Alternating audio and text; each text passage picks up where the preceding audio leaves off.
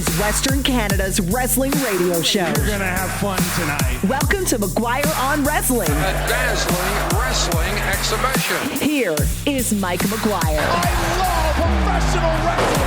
Hello and welcome to a special edition of McGuire on Wrestling, coming to you not just on the road this week, but we are broadcasting this episode entirely from the historic Victoria Pavilion in Calgary, Alberta.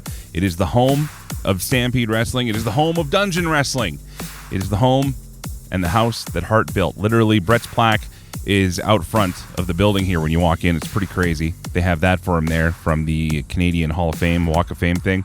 And then, of course, Stu and the entire family, generations of Hart Family Wrestling coming to you from the building I'm sitting in right now. It's kind of eerie because we're producing this obviously well before the show starts, and it's empty in here. It's completely empty, but there's something about walking into this building that is so special and so surreal. Every time you get the chance to do it, it just feels more and more like you're part of wrestling history. So if you ever get the chance to walk into and be a part of a show at the Victoria Pavilion, I can't recommend it enough.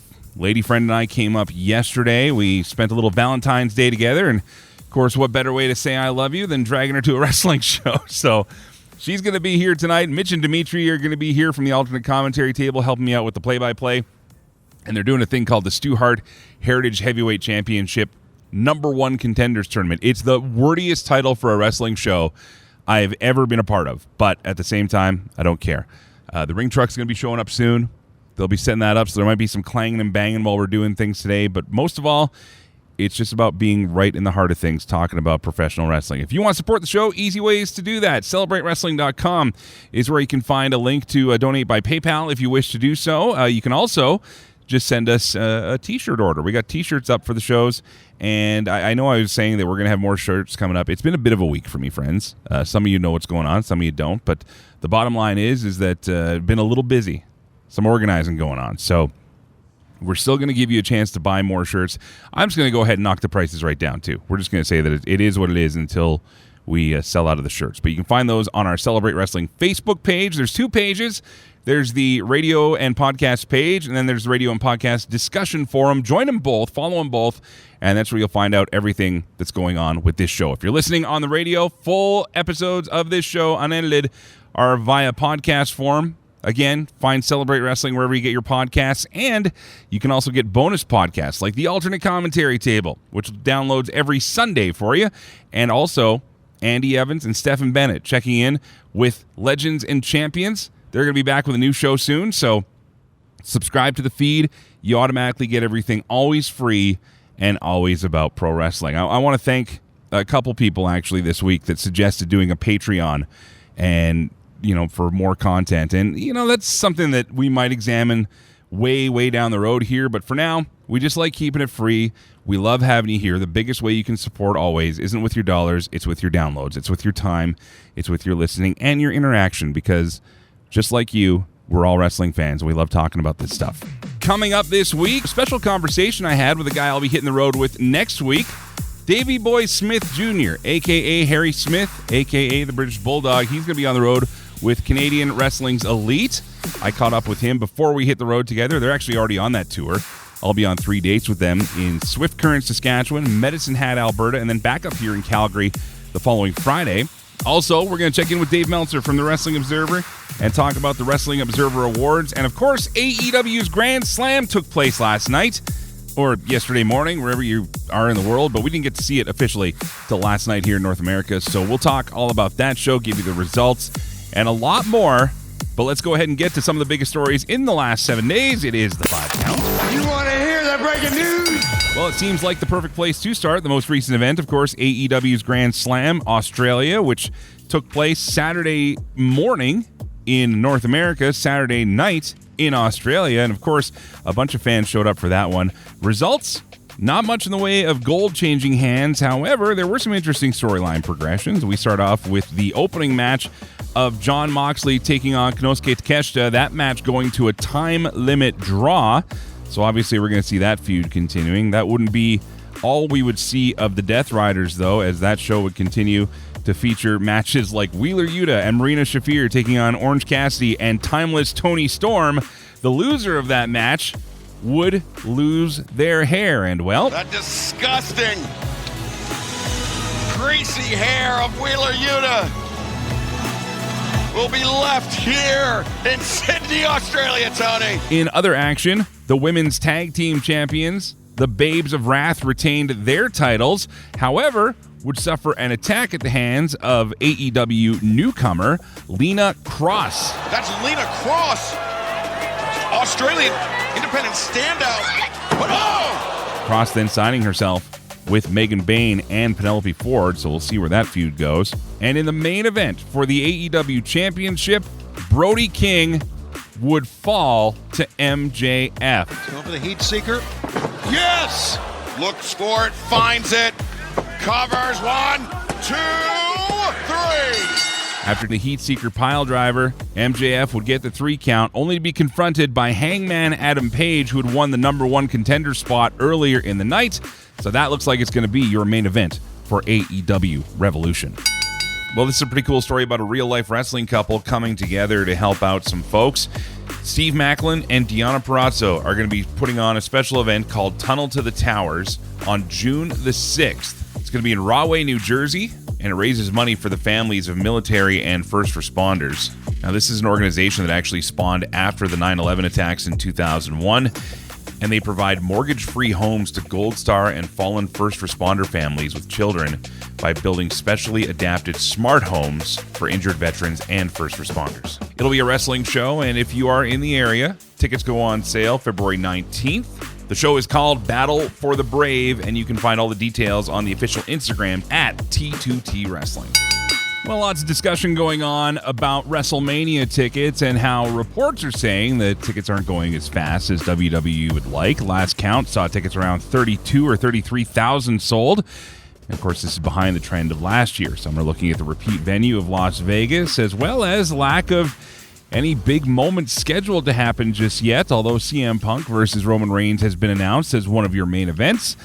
There is no John Cena retirement match this year. There is no speculated return as of yet of any other legendary superstars, although it was announced that Stone Cold Steve Austin will be part of the WWE World Experience this time around for autograph signings. So, anything's possible, but they're taking different measures to try and boost ticket sales. One report even says reaching out to local venues in the Las Vegas area, not permitting them to broadcast the show within a 50-mile radius of the venue. Well, chalk this up for what's weird gets weirder, but during this past week's AAA TV, El Grande Americano, the original El Grande Americano, actually cut a full promo in Spanish calling out the other El Grande Americano. Yeah, it looks like they're going to have some sort of a showdown at some point here. It may even happen at the Rey de Reyes tournament, because that seems to be the implication. Nevertheless, for those that don't already know, all one of you, right now, El Grande Americano, the tall one, has been portrayed by Ludwig Kaiser. The original El Grande Americano, Chad Gable. Chad Gable, who, by the way, looks like a cheese shredder these days. He is so cut now.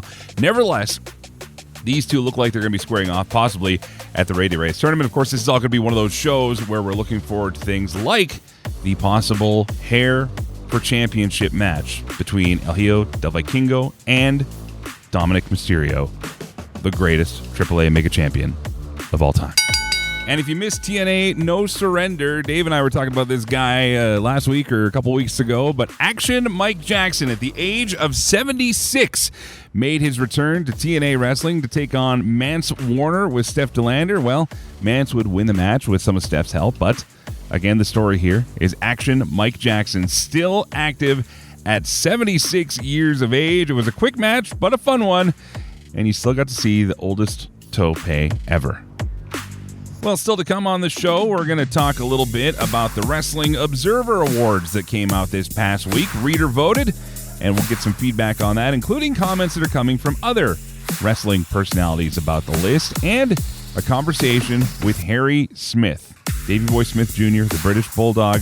He's been doing some amazing things as of late, and he's going to talk a little bit about his upcoming tour, which I'll be a part of with Canadian wrestling's elite. This is McGuire on Wrestling, coming to you from the historic This is McGuire on Wrestling. More than just McGuire on Wrestling, the Celebrate Wrestling podcast feed. Andy Evans and Stephen Bennett take you back to some of wrestling's biggest moments on Legends and Champions. For many a seasoned fan conjures images not of glory, but of a truly spectacular failure. My brother testified. Laugh along with Mitch and Dimitri on the alternate commentary table. Hello, Triple A Plumbing, Spiro speaking. Oh, sorry, I was looking for quadruple A. No, they bombed. Celebrate Wrestling wherever fine podcasts are carried. It's time for the Wrestling Observer Insider with Dave Meltzer. McGuire on Wrestling. The Pavilion. Oh my God. This is where I'm at right now. Yeah. I haven't seen that place since the late 80s, probably. Well, Dave Meltzer, welcome back to the Victoria Pavilion for the first time in a long time. But yeah, literally, they're setting the ring up across from us as we're doing our segment right now.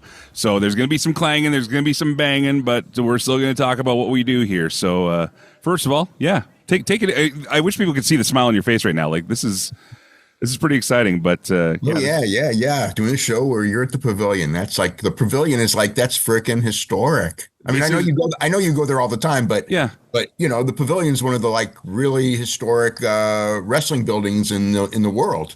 Oh, dude, it's still goosebumps every time too. Every time. So I'll tell you a funny story. I would say this is 1987. I was in Japan, and I was attempting to interview Chigusa Nagayo, who was like the big superstar Japanese woman wrestler. Okay. And I don't even remember what the subject was. And it was difficult because she didn't really know a lot of English and I didn't know any Japanese, but we were able to have a conversation. Mm-hmm. I go like, is there any place you would ever want to go wrestle? And first she makes a joke and goes, Boston, because of the Boston Crab. Right? Yeah. That's what she knew it from. And then she just goes, the Pavilion in Calgary. Yeah. Like she didn't say Madison Square, well, she actually had wrestled in Madison Square Garden, but it was the Pavilion in Calgary. Like to her, like from the wrestling magazines and like, you know, a lot of the people in Japan grew up on the British Bulldogs. You know what I mean? And so they saw all those photos of the British Bulldogs when they weren't in Japan. They were wrestling in Calgary.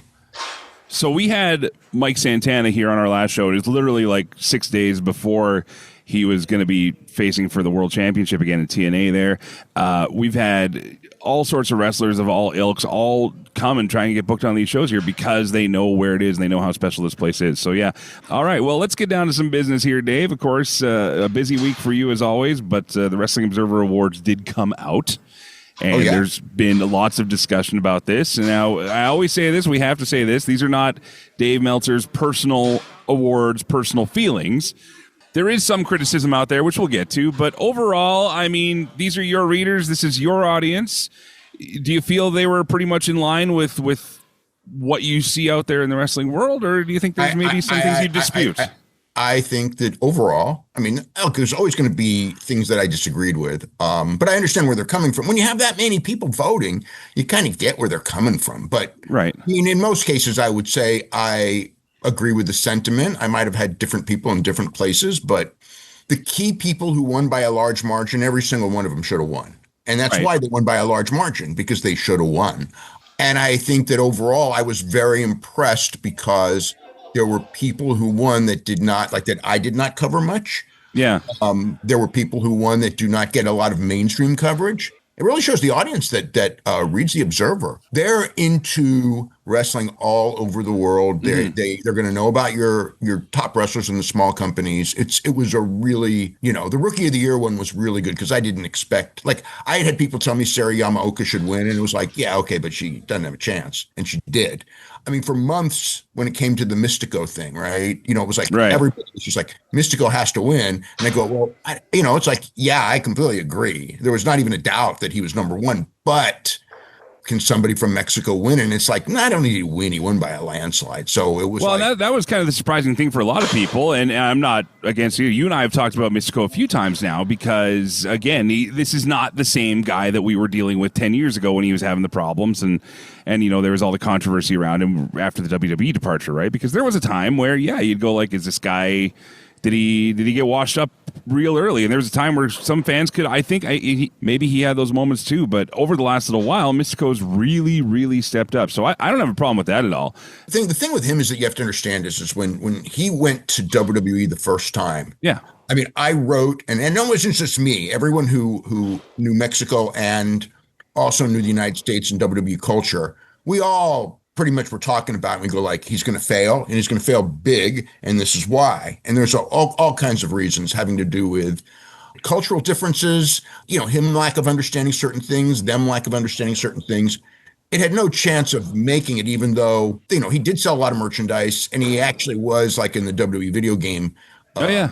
When he was in the video game, he was 1 year, he was the second most playable character, and another year, he was the third most playable character. And when WWE found about it, they freaked out because it was like, we don't even push him. This was after they'd already given up on him. People thought after like the Sin Cara Negro thing had happened and all the other stuff, right? So I mean, but it wasn't going to work. It was a different style, and there were people with completely different mentalities, and there were wrestlers who, he walked around like he was a big star, which he was, but the people in WWE go, well, you've never done anything. How come you're walking around? And it's like, I can tell you going in that this guy, it'd be like, he was, I don't think people understood what a big star he was. But anyway, what happened here is just in the last couple of years. He became the top star again, and he wasn't for a long time. Roosh was ahead of him, and the Dralistico was even ahead of him when he was Mystico, and he was Christico, and then he became Mystico, and it wasn't even overnight. It took a couple of years, but at some point he just clicked. The promotion clicked. He clicked. Became big with tourists, and then they had the year they just had, and this guy's out there working 250 nights a year and probably more. That's only the stuff that we even hear about. And incredible matches all the time, drawing big all the time. And it was just it was an incredible year for that company. And that company, I'm glad that company did so well in the awards, because it would have been a shame that a company that had such a great year would be overlooked. And I think a lot of the critics of the awards have no concept of the year they had. So therefore, they're kind of talking at it like from complete lack of knowledge. Well, there's a couple, though, that I'm going to bring up that I do have to, again, scratch my head and go, whoa. But I do want to go with another one that I think I agree with 100% here. And it's difference. We've discussed this before, between the difference of the Wrestler of the Year and then Most Outstanding Wrestler, where you dedicate that more towards actually that's just what they've done. That's bell to bell. Yeah. And so that was Konosuke Takeshita, which, again, I've said from jump, I don't think Takeshita can do any wrong in my world. I think that guy is phenomenal. I've always thought he's great since I first saw him.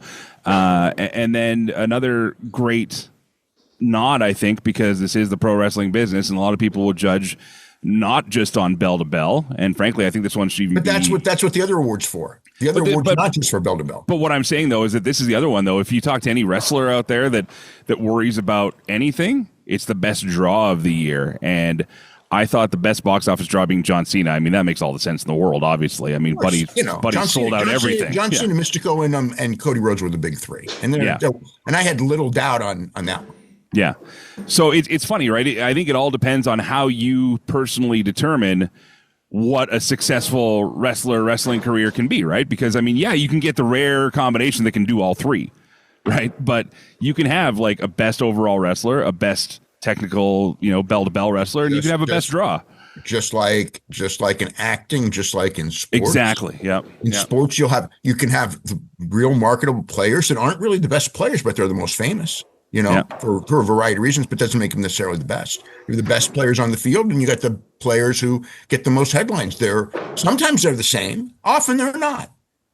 We're talking to Dave Meltzer from the Wrestling Observer at WrestlingObserver.com, and this is McGuire on Wrestling, wherever you're listening on the radio and online, coming to you from the Victoria Pavilion in Calgary. That's why you're hearing a lot of banging around right now. They're literally putting the boards on the ring right now, and we're getting ready for a Dungeon Wrestling show tonight here in Calgary. But going back to these awards here, again, I have very little issue with most of these. One that has come up in discussion, though, and I find kind of hard to believe and understand, although maybe it's the elements around it that maybe drew people's ire.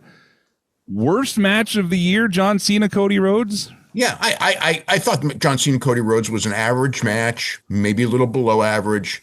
But, everything that happens, I mean, like, look, Butterbean and Minoru Suzuki was the worst match I've ever seen in my life. Thank you very much. And it should have won. There's no doubt it should have won. Okay, I mean, and to be honest, the only reason it didn't is more people didn't see it. But even with that, I thought it was going to win in a landslide, so that one surprised me. John Cena and Gunther placed, and I thought that was an outstanding match. I mean, but people were mad about the finish, and I wasn't even mad about the finish. It was like. It was a decision, I mean, it was a debatable decision. I think in hindsight, the decision looks better than it did that night, honestly.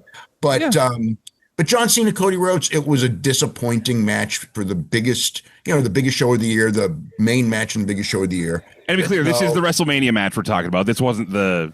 No, the other one got votes for match of the year. So there you go. Yeah. Which I didn't think was close to match of the year, but it was pretty damn great. I disagreed with that. I have actually heard from people who said, well, we voted for it as the most disappointing match of the year. And it's like, well, as the most disappointing, you got the right. You know what I mean? It really was kind of a fiasco for such a big show, main event. Yeah. But it's not the worst match of the year. It's honestly not even in the 500 worst matches of the year. Worst gimmick also is heel John Cena. I think that, again, this is going to be, I think it's based on what you said, though. I think this is probably more of what people have been exposed to overall as well, because there's other things out there, like you said, that people just haven't seen that probably didn't make the list, right? Like, yeah. But I mean, heel John Cena was the biggest angle that they shot. And I mean, it wasn't the thing of why it did, and all of this did bad, I think has to do a lot with WWE Unreal and other things, because it was like, it exposed that they literally had no idea what they were doing. They shine such a light on this glaring omission, right? Yeah.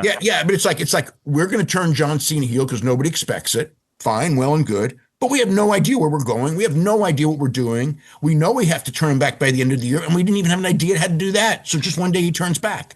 So it was like, as far as execution, like all the negative WWE awards, I believe were based on WWE Unreal exposing that they had no idea what they were doing with their biggest angle of the year. And because of that, I mean, I wouldn't say WWE was the worst promotion, but I would say that as far as, having no idea what you're doing with the biggest angle that you had of the year is not going to win you best promotion. That's for sure. No. Okay, well, Dave, I appreciate that. And again, if people want to look at the entire list, the Wrestling Observer newsletter obviously has the entire list of categories here. Is there one that stands out that you want to talk about here, though, that you feel deserves some attention and maybe you agreed or disagreed with more?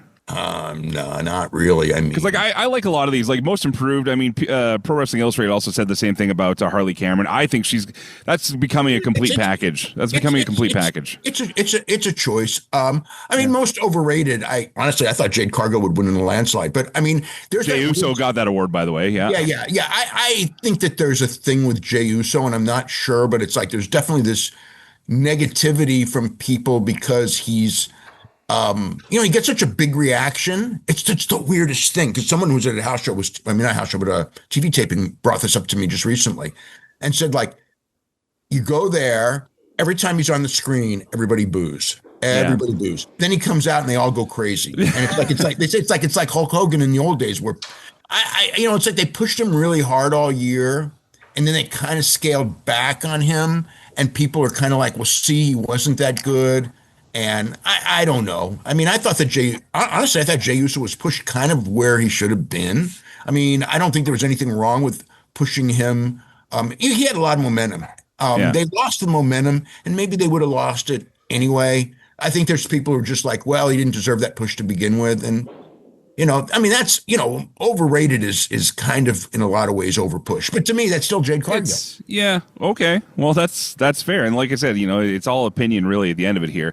We're talking to Dave Meltzer again from the Wrestling Observer. We're live from the Victoria Pavilion today where they are setting up the ring for tonight's Dungeon Wrestling show.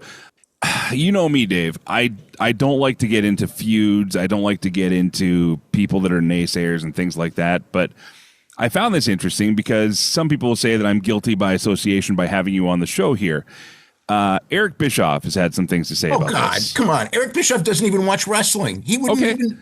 I don't even think, like, I mean, anything he says when it comes to me is like, it's total ignorance because He hasn't. Probably the last time he read an issue of the Observer was like in the 90s. So how would he even have a clue? Well, I'm gonna quote here, and again, this isn't, dude. I'm just here to talk about it because I find it fascinating because this is taking, and maybe this is just trying to get some clickbait or something. I don't know. That's all it is. It's Eric Bischoff. Eric Bischoff clings to me to try to stay relevant, and the reality is that look, he doesn't even follow wrestling. How would he know? Well, the quote is, can you imagine what group of Observer voters in a room would be like? Can you imagine hanging out there for an hour or two? I mean, you've got Dave as the head. Hold on. Golly, I've been in the room. We go to conventions all the time. The guys are cool. It's like, this is a guy who wouldn't even know. He would have no clue. I mean, he's probably jealous because the last time we were in Chicago together, he's over here and I'm over here, and there's this giant line for me and there's no line for him. I mean, it's like it's like I know that like going after me is like an easy target, because there's always going to be the people who only know WWE, and it's like he says things other than WWE is good, and it's like, yeah, duh. But Eric plays to the lowest denominator, and it's like. That's his thing. I got to finish the quote though, Dave. I got to finish the quote here. Do you think Eric even knows who 70% of the wrestlers who placed are? I doubt. No, well, and again, I'd probably say I don't know about 10-20% of them. So that's that, but that's me. He says you've got Dave as, and I apologize for this in advance. But he says you've got Dave as the head gooner that they all look up to and view the world through the Dave Meltzer lens. Of course, they're going to get this kind of responses. This is the line that I kind of took on. Okay, so I got to say one thing about this one. Yes. And I mean, it's Sarah Yamaoka won Rookie of the Year. Okay. I never wrote about her all year. I never wrote about her. Okay. One year, Zack Sabre won Best Technical. Somebody went back through 52 weeks of Observers. And aside from results of matches with Zack Sabre, I never wrote a word about him. Dear Lord. These people watch, the people who are reading the Observer, they watch wrestling all over the world. That's why they read the Observer. Okay, the people who don't, only care about WWE, some of them might read it, but this is as when it comes to the intelligence of the wrestling fans, this is the creme of the creme. Okay, this is my they're watching everything. This is my point of this. Okay, and again, dude, I like to like everybody. I like liking things. You know me, I'm a happy-go-lucky dude. This is why I had a problem with this, though, is he said these are the most culturally isolated, irrelevant group of people you could ever imagine. Culturally isolated, it's the most culturally unisolated. Think about it. Look, we had winners from small promotions in Japan. We had winners from Mexico. This is the most culturally unisolated wrestling group of fans that you're going to have. The culturally isolated would be any awards that only had Americans winning. Okay, this is the opposite. It's the opposite. You can just look at it and go like, well, if anything, the last thing they are is culturally isolated. And that's just it. You know what? I mean, like I said, I love having you on the show. You and I have been doing this for years now, and I love your insights and stuff. But you and I don't always agree on stuff either, and that's the way it should be. It's pro wrestling, right? Like, honestly, why do people get so pent up about this? And so, I mean, I appreciate you addressing that. I don't want to start a fight here, okay? I'm not trying to get Eric Bischoff on the show. If he wants to come on, sure. But you know what I'm saying? Like, I'm not trying to. You should go and like people like Voices of Wrestling look at this stuff all the time. Sure. Like the stuff that involves me, and they're really pretty damn positive when it comes to, they basically laugh these guys off because it's like, look, I'm out here working really, really hard to learn wrestling, and these guys are coasting from knowledge of 27 years ago, and it's like. It's easy to do that if you play to an audience that doesn't watch everything. You play to an audience that watches everything. They see through every one of these guys. I'm going to close the book on that chapter, okay? We're done here with the Bischoff stuff. But honestly, I do appreciate the list. I appreciate the awards. And I like it because I get to learn about talents like you just said that I don't know about sometimes. Like, I'll check it out. You know what I mean? We have people come through our shows here at Dungeon and other wrestling shows I may have never heard of before. So I get to watch their stuff, see them come here, do their thing.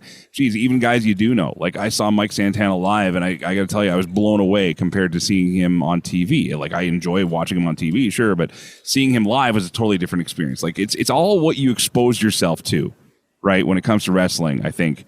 And that's what is going to shape your likes and your dislikes. So thank you for taking that on. We're going to move on from that. The other big story that came out over the last thing, and actually when we finished our call last week, you told me about this, and that was the WrestleMania ticket sales. Well, since you said that story has kind of gotten a life of its own now.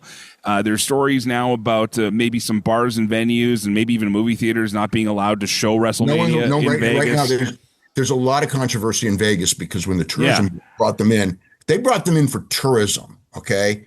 And then WWE, because ticket sales aren't good. I mean, the thing is, I first heard about this at least a month ago. It didn't really come out, but I mean, I remember going there's rumors going around Vegas that everything's going to be shut down as far as being able to show the thing within 50 mile radius, I believe it was. And it kind of came out as a story this week.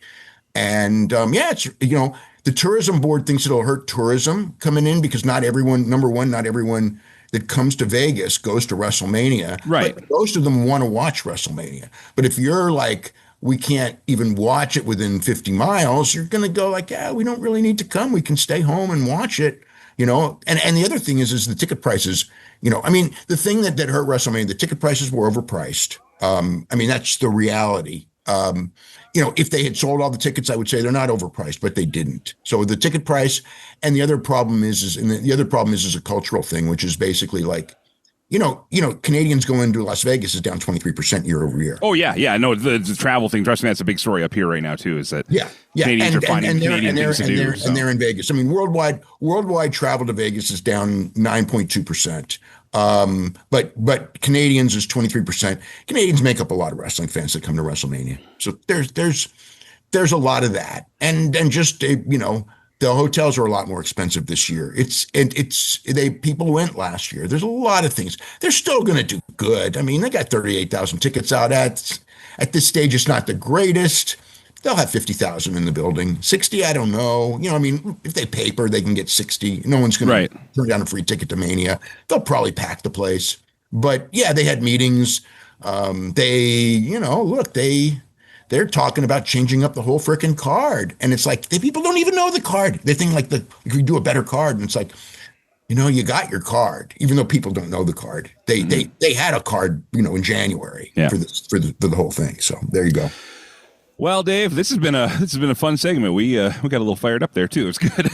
I appreciate it, man. Again, I hope you enjoyed the ambiance of the pavilion here. That's what we got to do. Okay, I'll tell you right now. Our next show for Dungeon is April 3rd. It's the Easter long weekend. I don't know if you're busy or not, but if you want to come up, come on up because it would be. I got to tell you, they're literally making sure the boards are in place right now. We got the ring tech hopping up and down, but.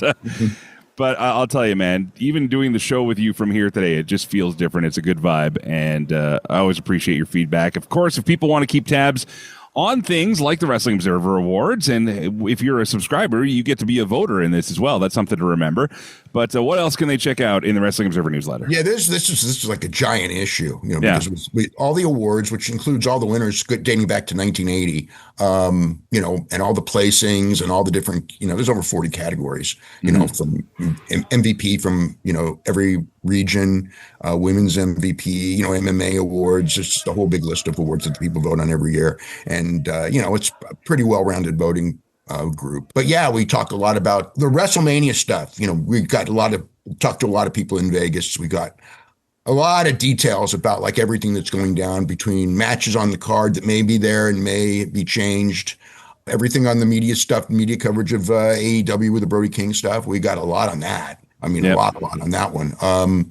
Big story on Tadao Yasuda, who was a Japanese wrestler of pretty much intrigue, between MMA, pro wrestling, sumo. I mean, he was a star, former IWGP champion. He passed away and lived kind of a weird life, a lot of gambling problems, tried to commit suicide once. Big story on him. And I think that was like some of the main stuff in this week's issue.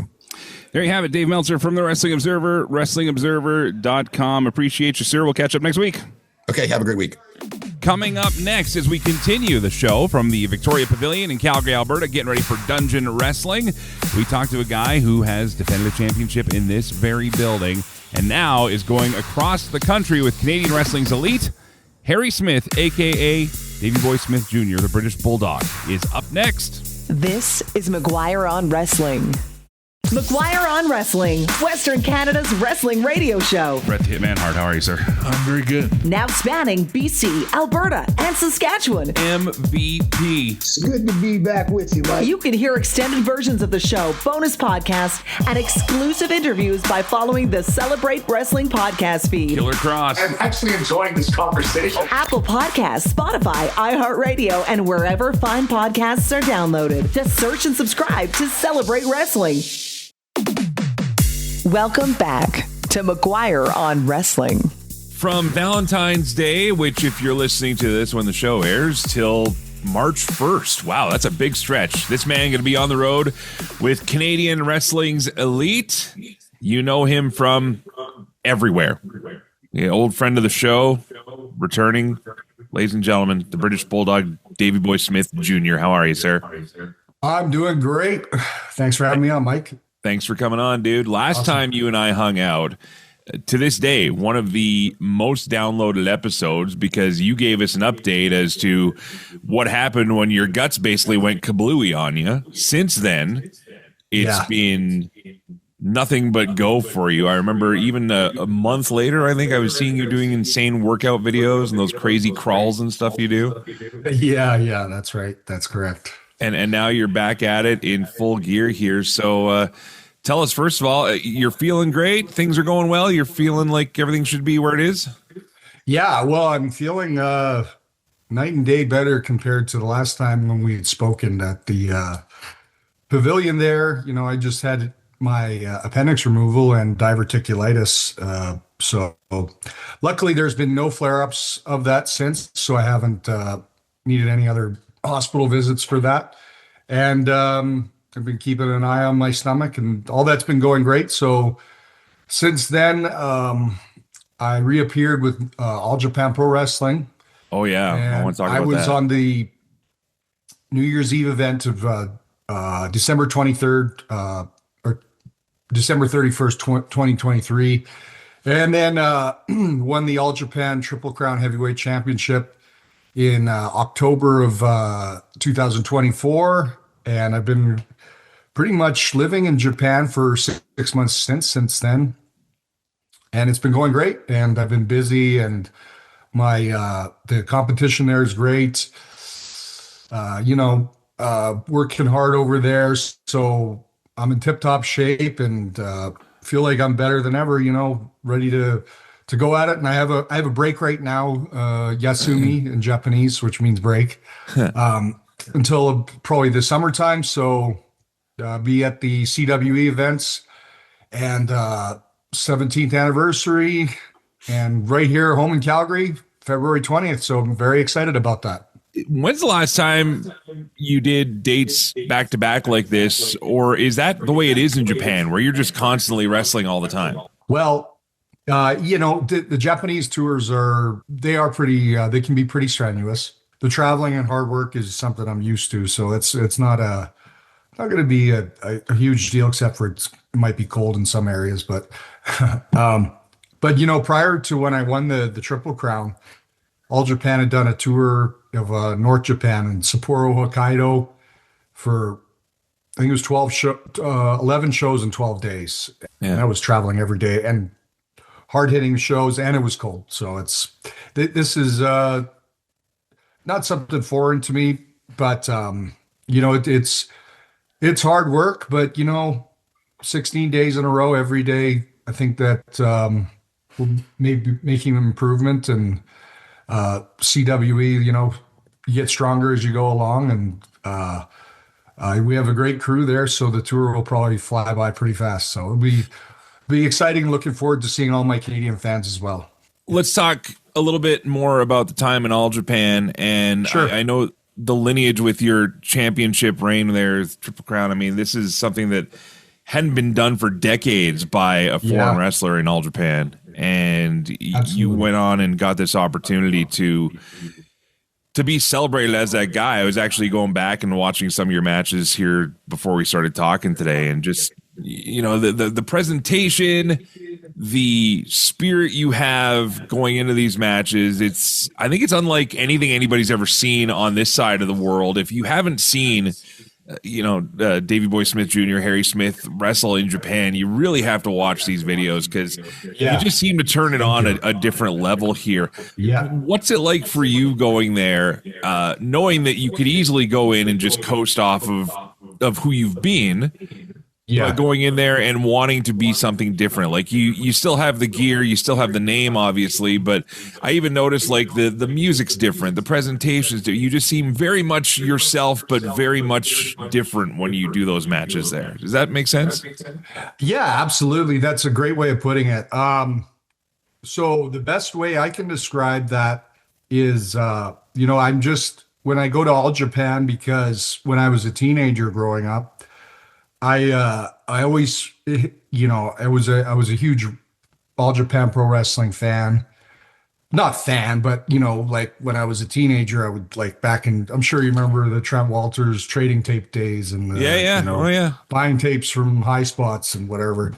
So, you couldn't just go onto YouTube. So these things were kind of arcane to most people. And I was able to get a hold of them, and I knew of a lot of the Japanese guys from my father. And I didn't know a whole lot about All Japan until I was about 15 or so. And then I caught on to some videos from the tape trading underworld, and I got really interested in it. So All Japan was always something that the wrestling style, like Mizawa, Kobashi, Kawada, all of those guys seemed to interest me more than, not more than North American style. It just was different. And it seemed to suit me better. So the best way I can describe it is when I go to All Japan, I'm able to honestly express myself better. As Bruce Lee would say, with most martial arts, it's honestly expressing yourself. So I've been able to honestly express myself better with All Japan Pro Wrestling, and try to learn the Japanese language as well. It's been a lot of fun, but it is challenging. But it's been a good challenge and something to motivate me. So you always have to look at what the challenge is and what motivates you. So All Japan and the Japanese fans definitely motivate me a lot. And whenever I go in the ring, I always try to think to myself, if Giant Baba was here today, the old owner of All Japan Pro Wrestling, I wouldn't want him to be disappointed in the performance. So even if we were doing a small country town show on a Sunday afternoon, last day of the tour before we go back to Tokyo, I want to still put in 100% effort. So the motivation, because of what I feel All Japan did for me as a kid, and my motivation and the respect that I have for Giant Baba, it's not hard work. It's the passion, so. I love that, man. No. And it radiates through again. I might even throw some links up here in the interview in the digital version, because thank you. Please do. These matches, well, they're fun to watch, man, because honestly, like I said, it's a different you. I mean, we kind of grew up together a little bit in the early days there with the old PWA, and you were at Reds and the. Where was was it the university? The Nate gym, the big gym, the big gym at Nate, But I mean, that's the thing. You were always Davey's kid, and everybody wanted you to do all the Davey Boy stuff and British Bulldog stuff, and that's great. But man, you just bring a different level here, and the fact that you thank you, use such an old school way to train, and again, like your workout videos, honestly, they scare the hell out of me, to be honest with you here. But I might try one of those crawls one time when the shoulder gets better, but we'll see. But in the meantime, like you're just doing something that I think you said it perfectly there, where you're expressing yourself truly your own way. And I think that's what fans can look forward to on this tour again, going from February 14th all the way to March 1st. These towns, I mean, some of these are going to rain familiar for you. Winnipeg, Regina, Medicine Hat, Calgary, obviously, Edmonton. Yes. But then you're in the other places too. You're in like the White Courts, the Lloydminsters. Yorkton has a great little fan base there. The Yorkton fans are something. I've been to one of those CW shows there as well. Yeah. And one thing that I think that is great is that Danny Duggan and CWE that they're able to do 16 days of traveling of shows all over Canada, because it's, the thing about it is, like, back in the old days of WWF, I know that the travel schedule was completely insane, and the amount of shows that they were doing. But at the same time, nowadays there's not a lot of places for guys to get that much work every single day in a row. And that's good, because you toughen yourself in the ring, and you also become more comfortable with who you are in the ring. You know what I'm saying? Absolutely. And I think that can show a lot better. And, a lot of times, a lot of these guys in the 80s and stuff, I think that they were more in their character than they were the real person. But when you watch the old stuff, it's a lot different. You know what I'm saying? So the thing is that it is hard work, but when you're working that much, 16 days in a row, you will get better. You really will. So that's I think a great thing. And unfortunately the territory's on the round, but Danny with CWE, it's a good challenge for the guys, and they will get better and improve and up their game. So I think that's fantastic. It's the CWE 17th anniversary tour, again, going across Western Canada, throughout Manitoba, Saskatchewan, and Alberta. Harry, I keep wanting to call you Harry. I'm going to keep calling you Harry. You can call me Harry. It's fine. But Davey Boy Smith Jr., as I'll announce you to the ring when we actually do our shows here. Again, looking so forward to it, man. We'll catch up again a little better on the road here. I think once we have the couple dates underneath us here, we'll catch up and see how you're feeling and everything. But looking very forward to the shows. Again, if you want to get tickets to this, just look up Canadian Wrestling's Elite Tickets wherever you're listening to this and be a part of these shows. But Harry, we'll see you in about a week's time, buddy. Yeah, that sounds great. I'll see you then, Mike. Thank you. And look forward to seeing all the fans. Check me out at DB Smith Jr., Instagram and Twitter, and you can keep up to date with the CWA tour as things go along and progress. There you have it. Harry Smith, a.k.a. the British Bulldog, a.k.a. Davey Boy Smith Jr. And, yeah, the wrestlers are all here now. The pavilion going to be packed in just a few hours. Of course, whenever you're downloading this, thank you for doing that. Keep spreading the word. Just met Gigi Ray a minute ago. Very excited to call her match tonight with Ava Lawless. And it's going to be a ton of fun here. Ton of fun. As far as the show goes, we're not going anywhere. And if you want to keep supporting, CelebrateWrestling.com is where you can do that. You can also find more show details on our other shows on that website. And, of course, if you subscribe to the podcast feed as well, you'll see all the results for that. A couple more things to let you know in the next coming weeks here. A few more interviews on the way. And something a little different on the podcast feed this week. Starting on Wednesday night or so, there's going to be a mini cast by yours truly, and I'm going to podcast each day on the road with CWE. So take you kind of through what happens with me on the tour.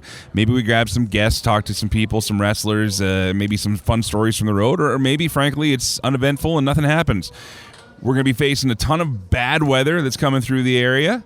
We're going to be in 3 very different markets, and it should be a pretty interesting and wild ride. So I hope you can join us for that. Again, subscribe to the Celebrate Wrestling podcast feed. McGuire on Wrestling is where you'll get that. The mini cast coming as a bonus. And again, always free, always about pro wrestling. Also, while I'm here, as soon as I'm done producing today's show, I'm going to try and grab some of the stars of our dungeon show here and talk to them because, frankly, it's a loaded card. We've got a bunch of great acts here, a bunch of great new faces, and some people I've never met before who all seem pretty cool. And I think you should get to meet them as well.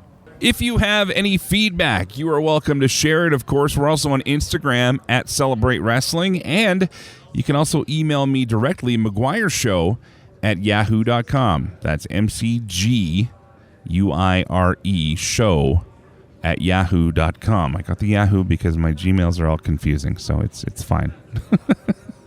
Okay, things are starting to get heated up here as we're getting ready to go. I'm going to try and grab some more of these wrestlers, like I said, and get some conversations. But as always, keep enjoying the wrestling. Keep liking things. Please, for the love of God. And if anybody out there knows Eric Bischoff and want to invite him to retort on this show, he's more than welcome to as well. Either way, thanks again for listening and letting me do what I do. Until next week, play safe, drive safe. Be seen ya. McGuire on Wrestling. Online and on the radio. You can hear extended versions of the show, bonus podcasts, and exclusive interviews. Just search and subscribe to Celebrate Wrestling. Always free, always about wrestling. CelebrateWrestling.com.